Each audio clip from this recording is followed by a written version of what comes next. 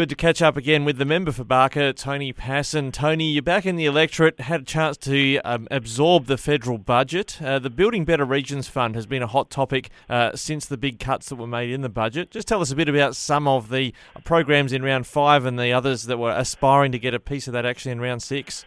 Well, this is a program that's been super successful around the electorate. I mean, the precinct at Loxton, the Barossa Community Helpers Project, something close to where you're broadcasting from, Ricky, the Mount Gambier Airport, Bordertown Community Centre.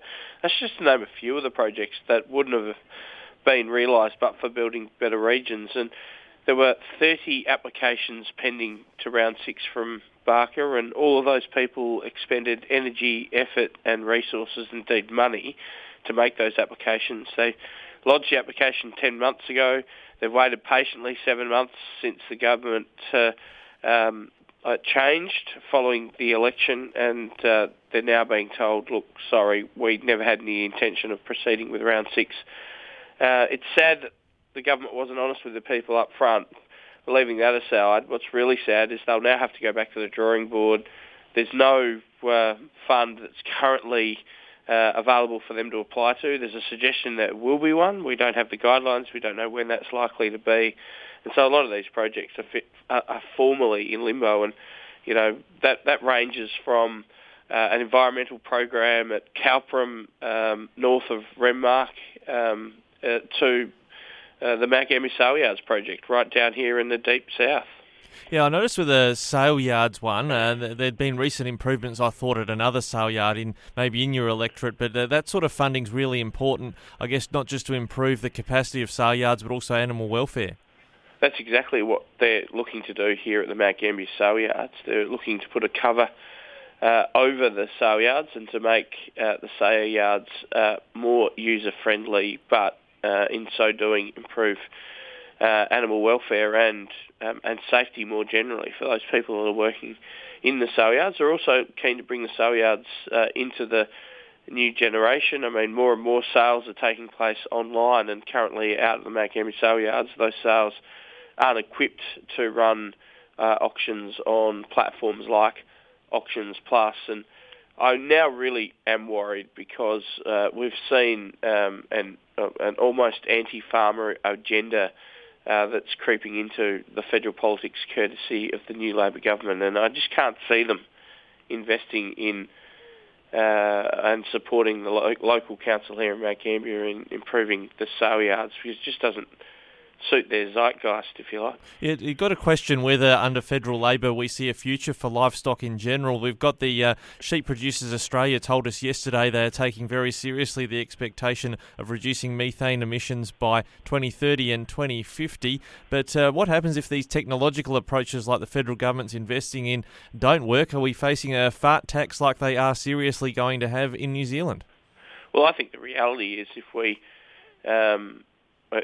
we follow the route, which I think Labor are intent on, of what they're seeing in New Zealand, let's face it, Chris Bowen looked across the ditch lovingly at Jacinda Ardern, then we'll have a system where Australian farmers will have to farm in accordance with licences, and those licences will be determined just as with water licences, what you're farming today minus 30%. And there'll be no opportunity to grow productivity. If you want to farm more cattle or sheep, you'll need to acquire a licence to do this. I mean, it's just nonsensical rubbish. I mean, some people have referred to it, as you have, Ricky, as a fart tax, others a T-bone tax. And to think we're doing all of this at the moment, or at least it's even being considered, in an environment where cost of living pressures are going through the roof, I mean, it just doesn't make any sense, because at a farmer level, it'll impose, productivity caps, and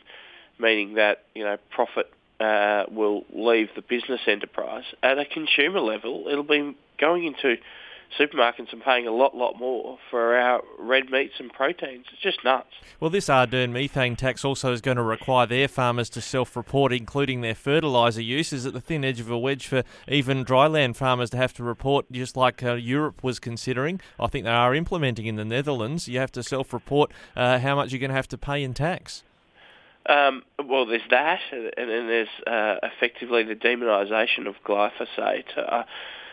Leaving aside cost of living pressures, Ricky, for those communities that can still afford to pay for food, what is this doing to the global food task? We should not forget here in Australia, as a nation that produces enough food for 70 or 80 million people, that there are places around the world that are just desperate for food in any event. I mean, there are nations where people are starving, and we're imposing production limitations on farmers who want to do nothing more than produce great food and fibre for the rest of the world and for Australia domestically. And I don't see how this saves the world. We had a debate recently in the Parliament again, motivated by the Teals, to effectively end the live sheep trade, which effective immediately, which of course we have Labor having that policy, albeit they'll phase it in. And I reminded members of the crossbench that if Australia isn't exporting these animals under, world-leading SCAS system, where we take a real interest about those animals both on water and in the destination country, other countries will fill that gap. And they're not countries who care about how many sheep you load onto the boat. They just count them as they come off. They're not interested in survival rates. And so to take a decision to make it harder for Australian exporters to meet that demand just basically is a way of saying you'll accept animal cruelty from other countries who will fill that demand. It's nonsensical, counterintuitive, and I just wish these people would open their minds and drop the ideology before they come into the Parliament. Yeah, you got to wonder whether people would be slapping themselves on the backs in Australia that we stopped Australian live exports, but the animal cruelty continues. Well, when it comes to the licences you mentioned earlier, when it came to farmers having to show what they send under the Ardern methane tax, we've got these water licences at the moment. Labor's approach does seem to be more about not trusting the technology, saying, well, we gave you a go, we're just going to start buying water. Well, that's right. I mean, I called this out during the election campaign. The reality is Labor won't care about outcomes. They just care about meeting that 450 target. It'll be buybacks at all costs, and that's exactly what they're preparing for now. It will be about taking productive water or water out of the productive pool and leaving it with the environment. Communities will suffer because there'll be less productive effort in communities. I've said this before, but I'll keep saying it. South Australia's contribution to the 450 is 32 gigs. 32 gigs is the whole of the Renmark irrigation district. So effectively what Labor are saying is we're going to come to town, we're going to buy enough water to meet the 450. In South Australia, that means we'll remove from the productive capacity of the Riverland region 32 gigs. That's the whole of the Renmark irrigation district, and then they'll expect the community of the Riverland to just get on with life. It won't. It will recede in size. We've seen this before. The last time there were buybacks, we saw population decline, we saw economic activity decline, and these are permanent declines, Ricky. Once that water's gone, it's gone, and then you have these blocks, and you see them in the Riverland still now. You drive past them. They have all the infrastructure ready to go to be a productive block, but there's no water, and so they're kind of these desolate islands, spread amongst the green of other horticultural effort in the district. Now, I think this is nuts. I think we can achieve these environmental outcomes with other measures. Some of them are efficiency measures, like you talked about, programs where in exchange for capital that goes into irrigation equipment, more efficient technology otherwise, farmers provide a dividend, an efficiency dividend by way of a licence back to the Commonwealth environmental holder. That's having your cake and eating it too. Same level of production, but we save water for the environment.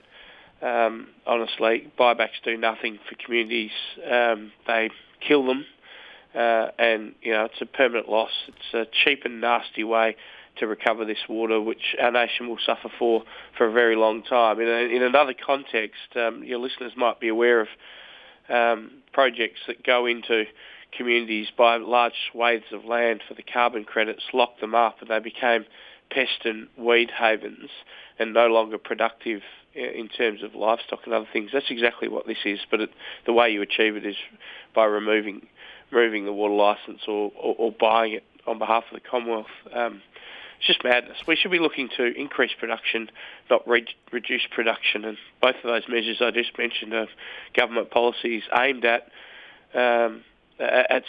feeling good about the environment, but ultimately it's about it reduces our productive capacity as a nation. Well, just lastly on this one, we know Labor's policy's always been in support of buybacks, but is this partly driven by Treasury? Water would be dirt cheap at the moment, and they might have advised the Treasurer, well, look, we can get it cheap and we can achieve your targets more cheaply than we could have if it was a drought period. I don't think that's the motivation, Ricky, because temporary water is dirt cheap. I mean, it's $25 a meg. In dry periods, even recently, it's been up to $1,100 a meg. But the permanent price of water is still hovering at about $8,000 a meg. And that's the other impact here, by the way. If the Commonwealth comes along with a massive amount of money to buy a huge chunk of water, we're talking about a massive kind of amount of water relative to the consumptive pool, you're going to see the price of permanent water hit the roof. It's going to go nuts. It's like turning up to an auction and every commercial banker in Australia turning up and wanting to buy the same piece of land. I mean, the price is just going to head to the stratosphere. And my concern about that is it's going to make it really, really, really hard for a young farmer who might want to buy some permanent water to buy that water and be able to use it to farm productively. I mean, the impacts of this are going to be wide-ranging. It's going to reduce economic activity in communities. You're going to see population decline. You're going to see our productive capacity reduce. You're going to see the price of fruit and vegetables go up. You're going to see the likelihood of us importing oranges and vegetables and other things from overseas increase. And you're going to see young farmers literally walking off the land because there's no chance they'll ever be able to buy permanent water that they need to use to farm in these contexts. I mean, it's just dumb, but it's cheap and easy, and if you do it, you can stand up in the Parliament and say, look at us, we've recovered all this water for the environment, and presumably go off to some international forum somewhere in the world and receive an award for being, a fabulous environmental minister. But you've done nothing for the Australian people or the Australian national interest. Well, Tony Passon, member for Barker, you've got that clear, extensive knowledge in those areas, and it was great to do a deeper dive on that with you today. Thanks very much for joining us today on Flow. Thanks for your interest, Ricky.